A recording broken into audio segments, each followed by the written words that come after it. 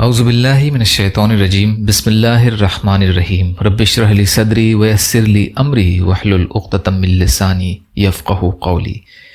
بکھرے موتی، چوتھا حصہ۔ عبرت کی باتیں۔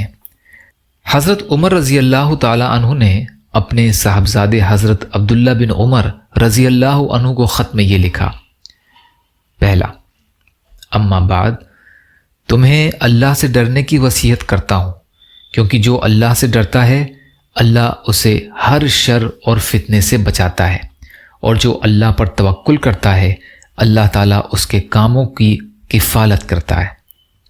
دوسرا، اور جو اللہ کو قرض دیتا ہے یعنی دوسروں پر اپنا مال اللہ کے لیے خرچ کرتا ہے اللہ تعالیٰ اسے بہترین بدلہ عطا فرماتا ہے۔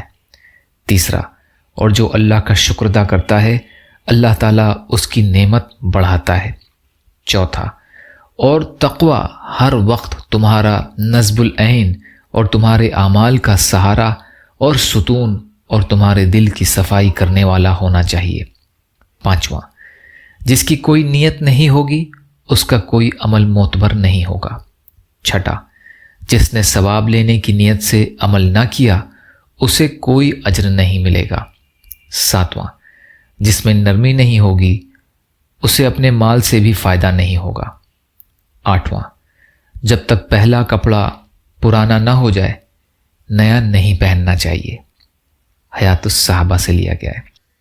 یا اللہ ہم سب کو کہنے سننے سے زیادہ عمل کی توفیق عطا فرما۔ یا اللہ مظلوم فلسطینیوں، کشمیریوں، روہنگیا مسلمان جہاں بھی پریشان حال ہیں، ظالموں کے ظلم کا شکار ہیں، ان کی بھرپور مدد فرمائیے۔ ہم سب کو اپنی استطاعت کے بقدر اپنا حق ادا کرنے والا بنائیے۔ یا اللہ اپنے حلال میں سے دیجیے، حرام سے بچائیے، اپنے غیر سے بے نیاز کر دیجیے۔ جو مانگا وہ بھی عطا کر دیجیے، جو مانگنے سے رہ گئے وہ بھی عطا فرمائیے۔